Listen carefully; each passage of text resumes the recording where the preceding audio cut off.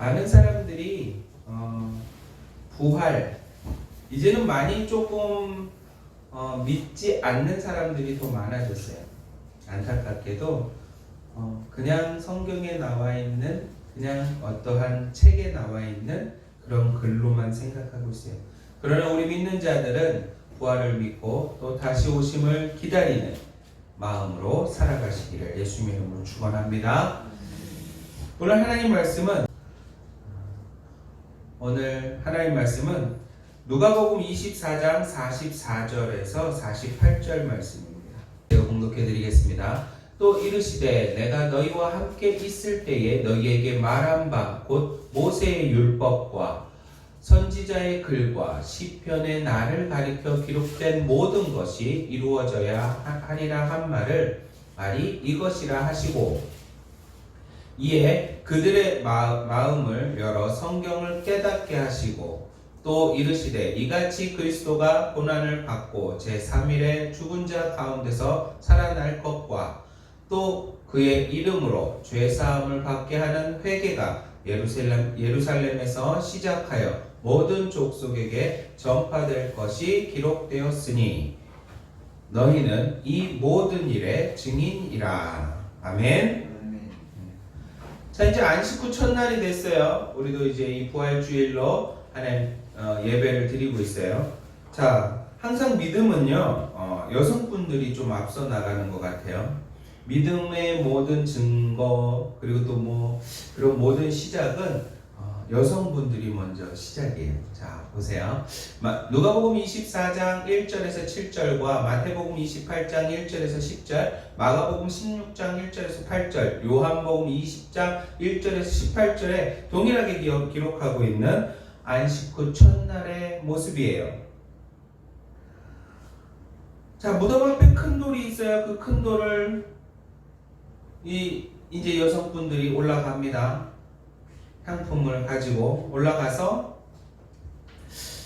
장사를 지내고 다 이렇게 향품을 좀 해드리려고 올라갔는데 돌문이 굴러가 있어요. 그 큰 돌문이. 근데 여성분들은 거기에서 예수님이 없어졌다 하고 통곡을 합니다. 그죠? 그래서 그런지 모르게 예수님께서 제일 먼저 여성분들을 만나주셨습니다. 아멘? 아멘? 아멘. 그만큼 중요한 자리에 계신 분들이 여성분이다라는 거예요. 자매님들이다라는 거예요. 많은 사람들이 결혼을 하고 믿음 생활을 하는데 아내가 믿음이 좋으면 남편이 그 믿음을 따라와요. 근데요, 아내가 믿음이 안 좋으면요, 남편이 또 그 안 좋은 믿음을 따라와요.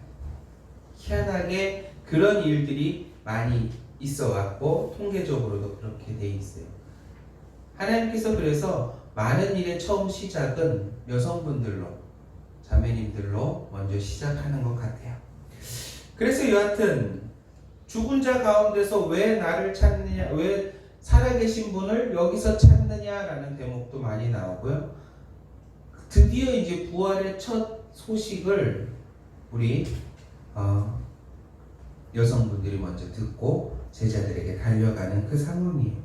자, 갈릴리에 계실 때, 예수님이 갈릴리에 계실 때 너희에게 어떻게 말씀하셨는지를 기억하라. 뭐라고 예수님이 돌아가시기 전에 분명히 얘기를 했어요. 그죠? 근데 까맣게 잊고 있어요. 그냥 한 귀로 듣고 한 귀로 흘린 거죠.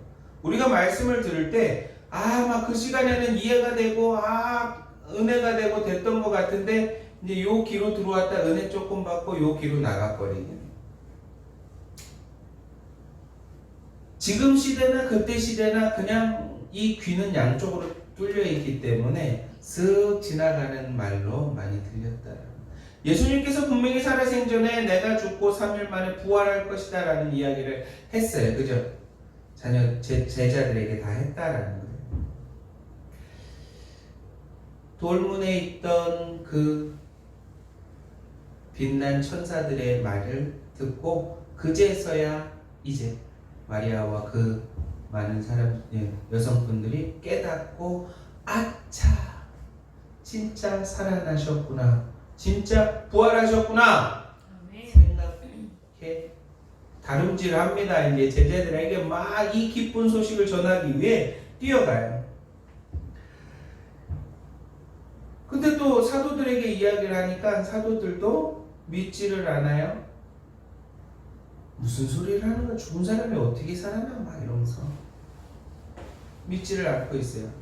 사도들 또한 제자들 또한 예수님이 살아나실 것을 말한 것을 잊어버리고 있었다.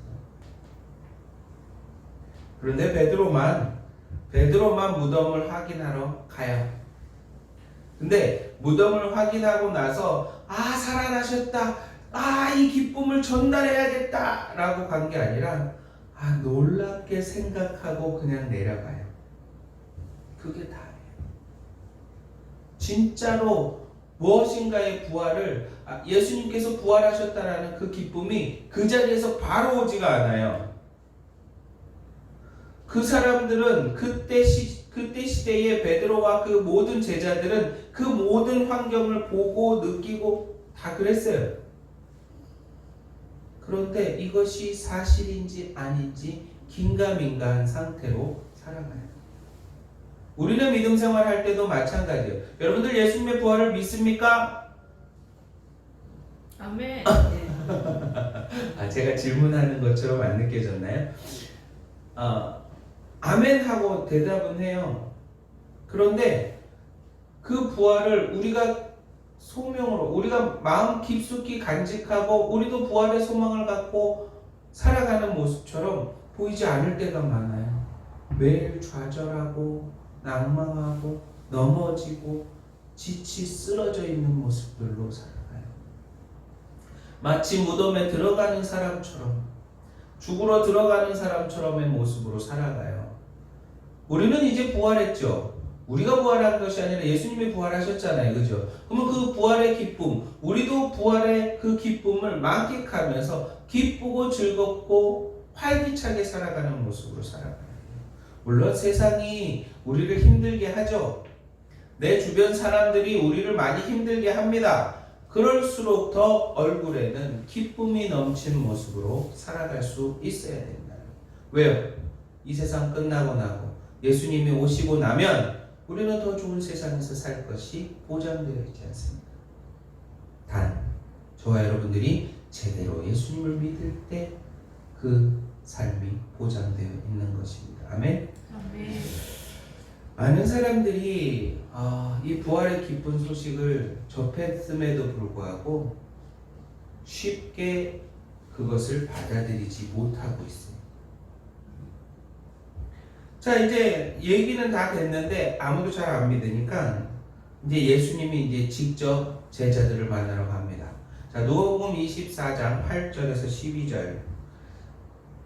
요 부분은 예수님의 그런 했던 말들을 천사들과 마리아가 이야기했던 걸 제자들에게 이야기하니까 믿지 않는다는 내용들이 있고요. 그 다음에는 누가복음, 마태복음, 마가복음, 요한복음에서 예수님의 지상명령 내린 것과 막 이런 것들을 조금씩은 다르게 요 사복음서에 기록이 되어 있습니다. 자, 예수님이 부활하셔서 이제 제자들을 만나러 가십니다. 자, 여러분들이 잘 알고 있는 엠마오로 가는 두 제자. 엠마오로 갔어요? 안 갔어요? 자, 퀴즈입니다. 못 갔습니다. 네? 엠마오로 갔어요? 안 갔어요? 중간에. 네.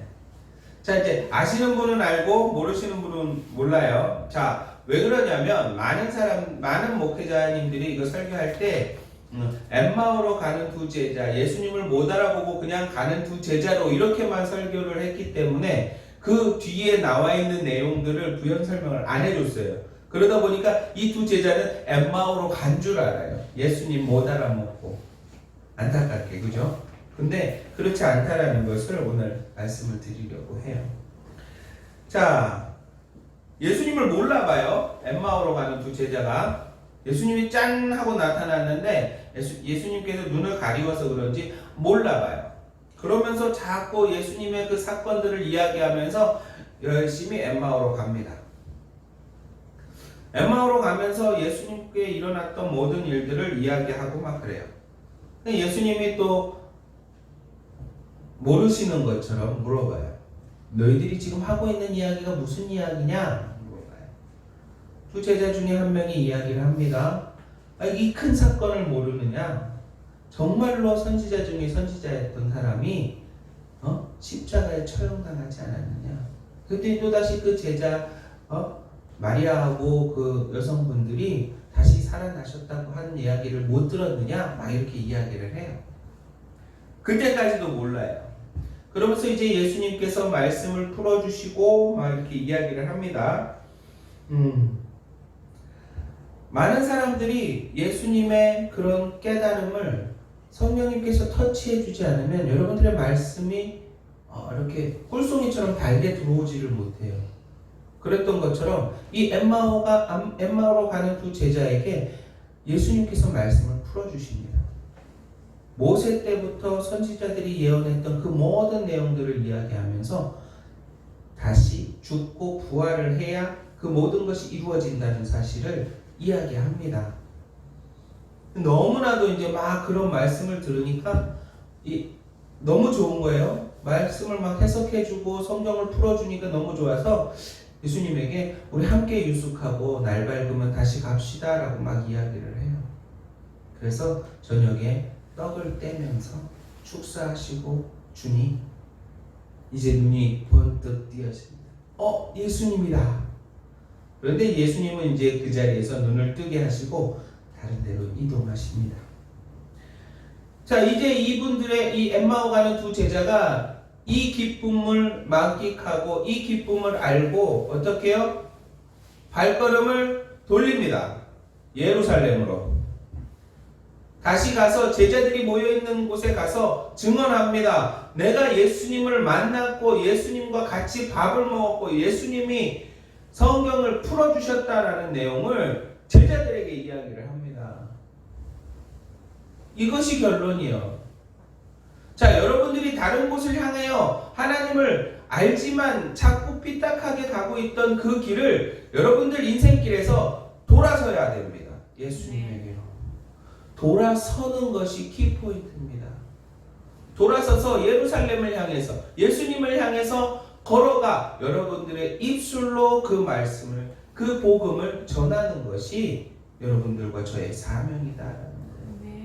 자꾸 엠마오로 가고 있으면 안 돼요. 모든 것이 끝났다 생각하고 엠마오로 투덜투덜 가면 안 됩니다. 그냥 옛날에 일어났던 추억처럼 그런 사건처럼 이야기하면서 이젠 끝났어. 아이고 좋은 분이 돌아가셨네. 이러고서 그냥 엠마오로 가면 안 된다라는 거예요. 엠마오로 가는 두 제자처럼 깨달았다면 여러분들이 턴을 하셔야 됩니다. 아멘. 예루살렘으로. 많은 사람들이 이렇게 믿음 생활을 하고 있어요. 교회는 나오지만 예수님을 알아보지 못해요. 눈이 가려지고 귀가 막혀서 예수님의 그 큰 뜻을 알아차리지를 못하고 그냥 교회 생활만 하고 있어요. 엠마오로 가는 두 제자 앞에 예수님이 나타났지만 우리 앞에 예수님이 딱 나타났지만 우리는 예수님을 알아보지 못하고 있다는 거예요. 우리가 그렇게 믿음 생활하고 있지는 않은지 여러분들 곰곰이 생각해보고 기도하셔야 합니다. 나는 왜 예수님을 못 알아봤지? 나는 내 안에 왜 예수님이 안 계시지? 이것이 아니라 내 안에 예수님을 초청하고 예수님을 모시고 내가 모든 뜻에서 돌이켜 예수님을 향해 걸어갈 때 예수님이 만나주시고 예수님이 치유해주시고 예수님이 말씀해주십니다. 아멘. 저와 여러분들의 인생에서 저와 여러분들의 삶 속에서 예수님을 만난 여러분들이 진작에 만났을 수도 있고 지금 만나고 계실 수도 있고 또 앞으로 계속 만날 수 있는 그 방법은 여러분들의 삶에서 그저 이제 모든 것을 끝내고 돌아가는 그곳으로 가는 것이 아니라 다시 시작하여서 예수님의 복음으로 돌아가는 저와 여러분들 되시기를 예수님의 이름으로 축원합니다. 아멘. 예수님께서 이 두 사람에게 깨우치게 하는 마지막 그 말이 어디에 나오냐면 24장 25절에서 27절에 보면 이르시되 미련하고 선지자들이 말한 모든 것을 마음에 더디 믿는 자여 느리게 믿는 자여 믿지 못하는 자여, 왜 믿지 않고 있는 거냐? 이렇게 얘기를 하시는 거예요.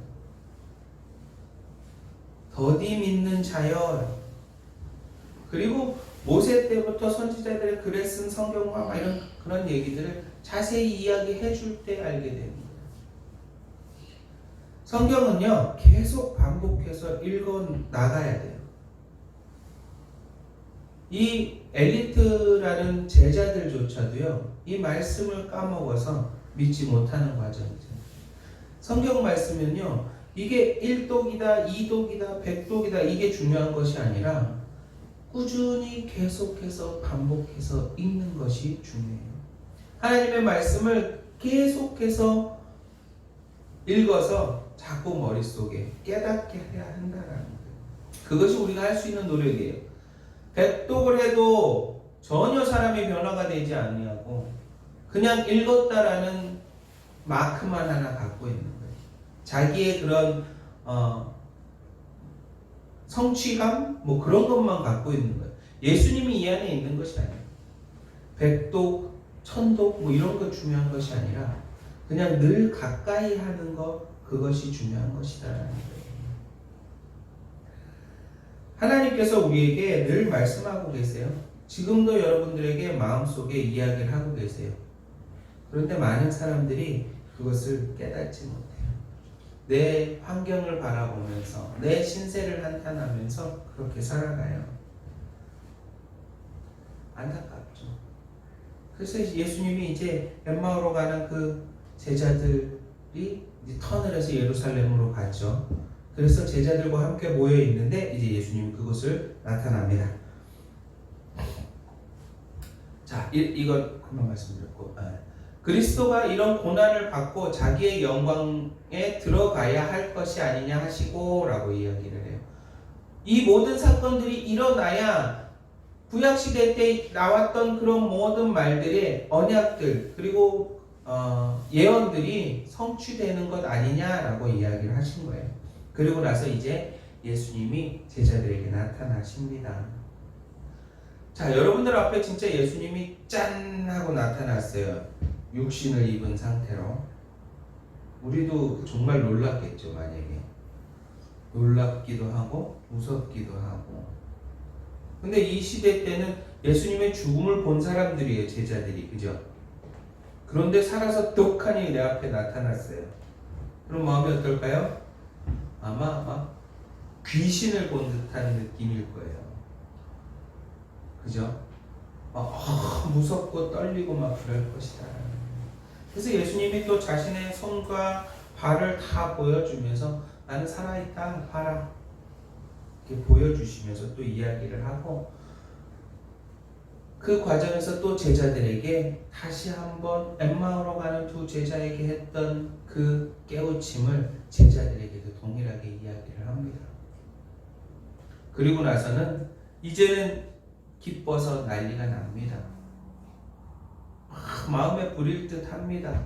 그런 모습으로 이제는 달라지는 제자들의 모습을 보게 됩니다.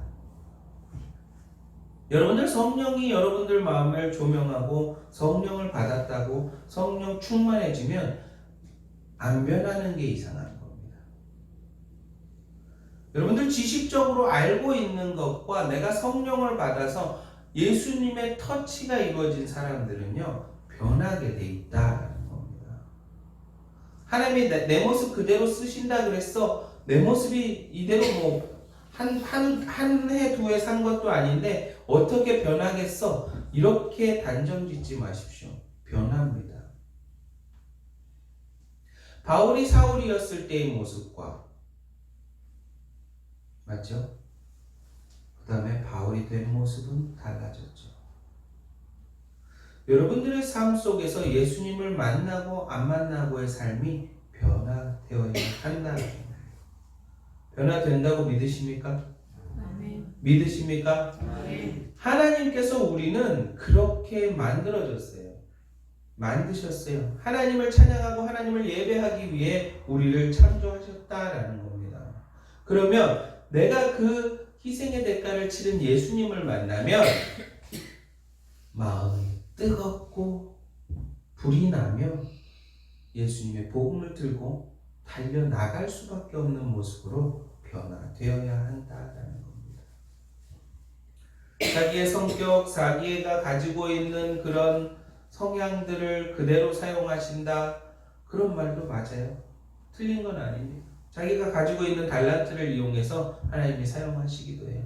그러나 하나님께서는 우리의 상식과 그 상식을 뛰어넘는 분이시다라는 거예요. 제자들이 왜 놀라고 두려워했을까요? 상식적으로 일어날 수 없는 일들이 일어났기 때문에 그런 거예요. 우리 삶 속에서 기도해서 성령님의 뜨거움으로 해갖고 예수님의 보혈로 치유가 됐어요.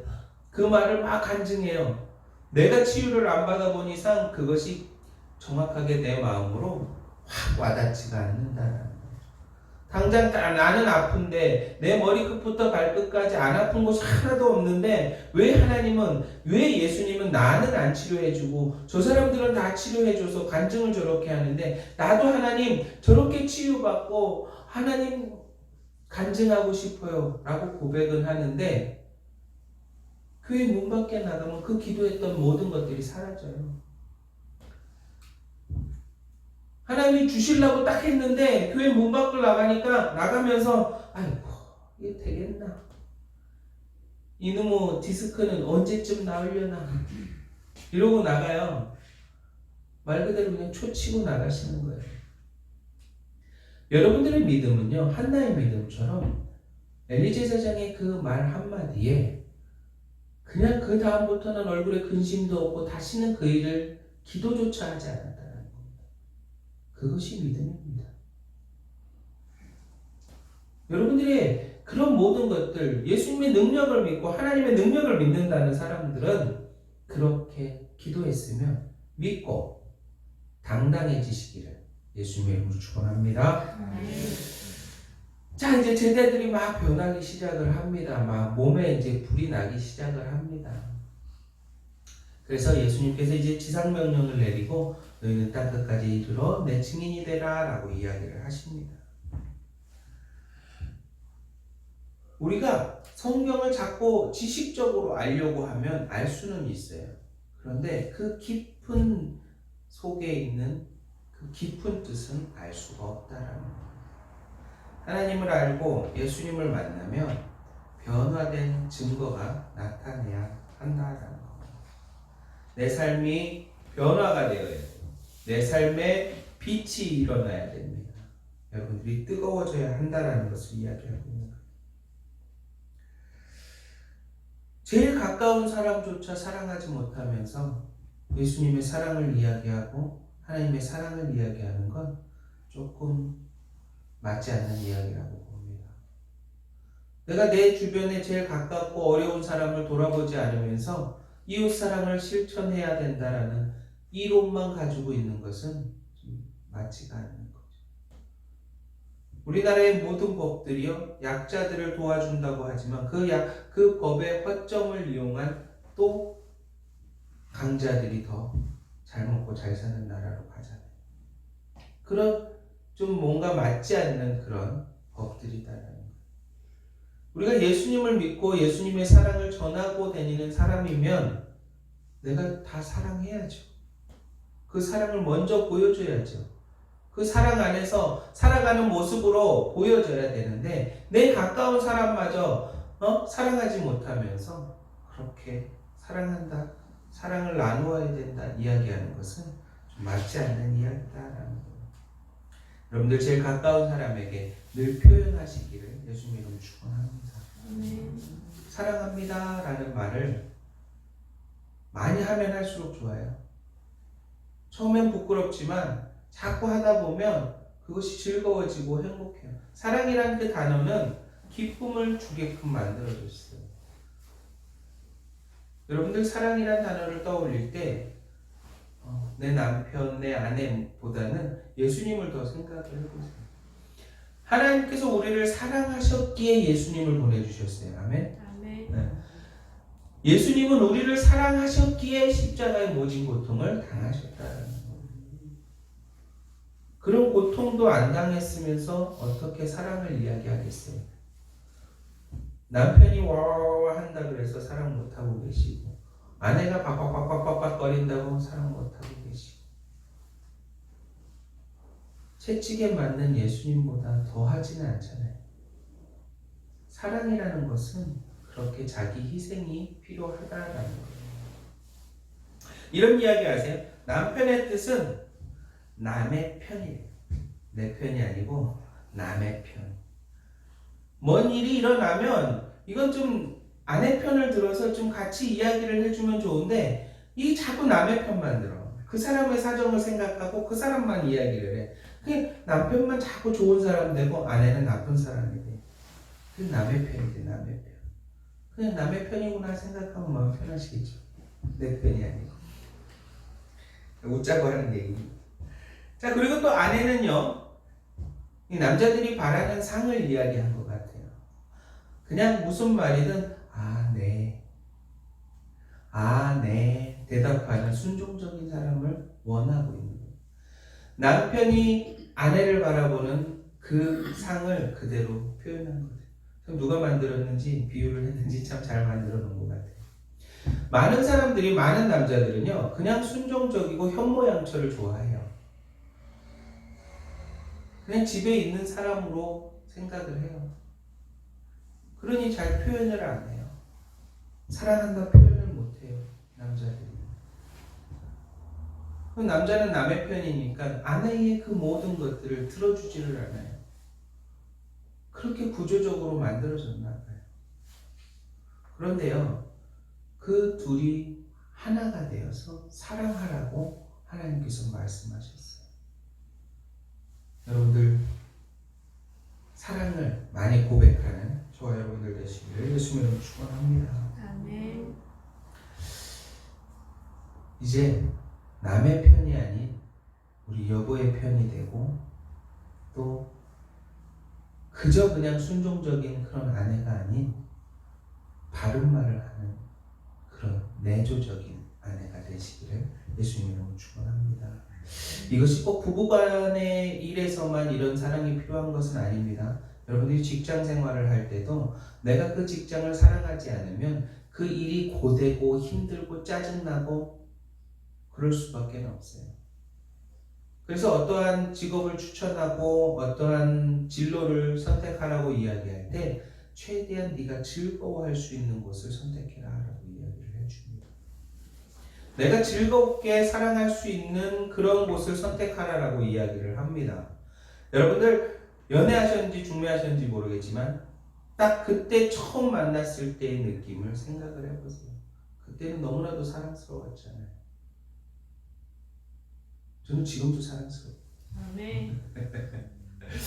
그게 때가 지나도 흔들림이 없어야 돼요. 그것이 처음 주신 그 마음이 끝까지 갈 수 있게 늘 사랑한다 말하고 사랑한다 고백할 수 있게. 또 내가 내 직장을 사랑하지 않으면 그저 그냥 돈벌이의 수단으로 힘듦과 고됨과 불평 불만만 나오게 되는 그런 직장이 되어진다는 거예요.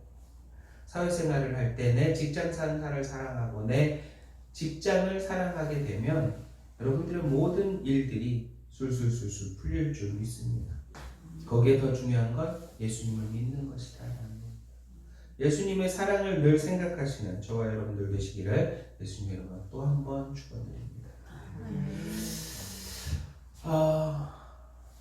자, 이제 제가 마지막으로 말씀을 맺으려고 하는데 중요한 대목이 있어서 지금 짚고 넘어가려고 합니다.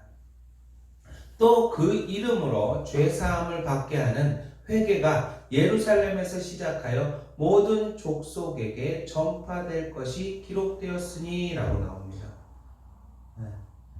예수님의 이름으로 죄사함을 받을 수가 있어요. 그죠? 근데 뭐가 있어야 돼요? 회개. 나는 준법 정신도 강하고 죄 짓는 거 없어. 난 죄 짓지 않고 살았으니까 나는 회개할 게 없어. 이렇게 하면 오만이고 자만이고 겸손하지 못할 것이다.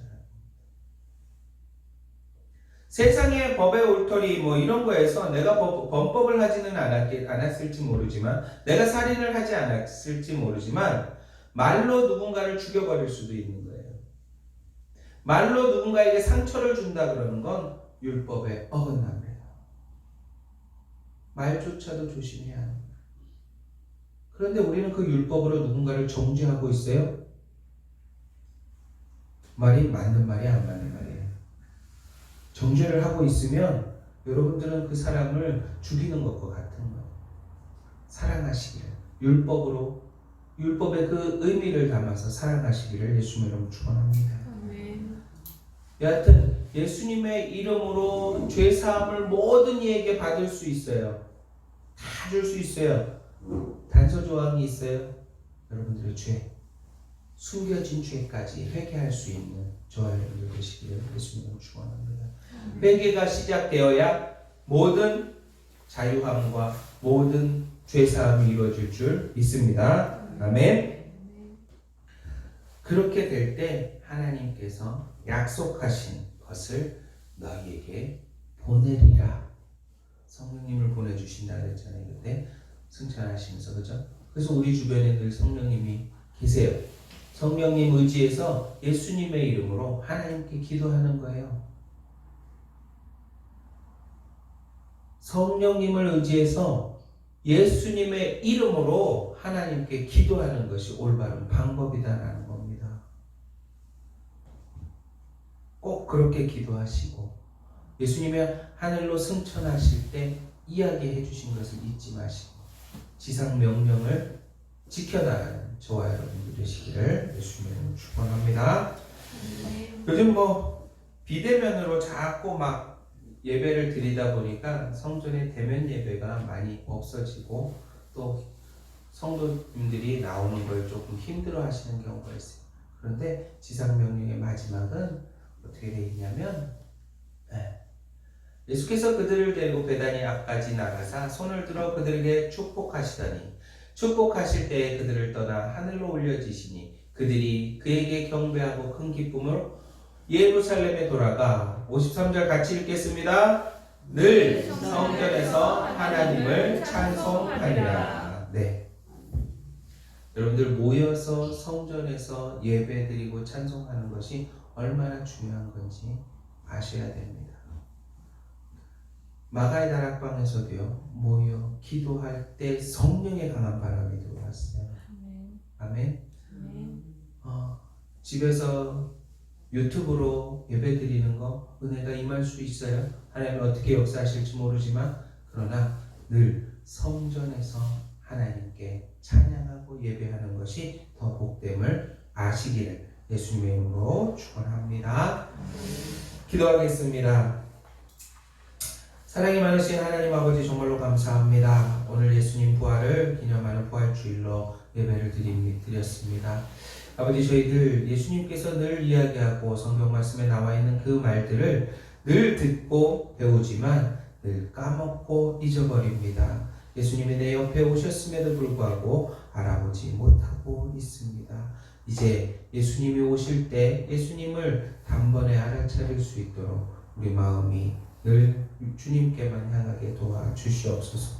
늘 주님만 바라보는 저희 되게 하시고 주님의 그 복음을 전달하는 전달체의 사명을 잘 감당할 수 있게 도와주시옵소서. 늘 성전에 모여 기도하고 찬양하는 저희들이 되게 도와주시옵소서.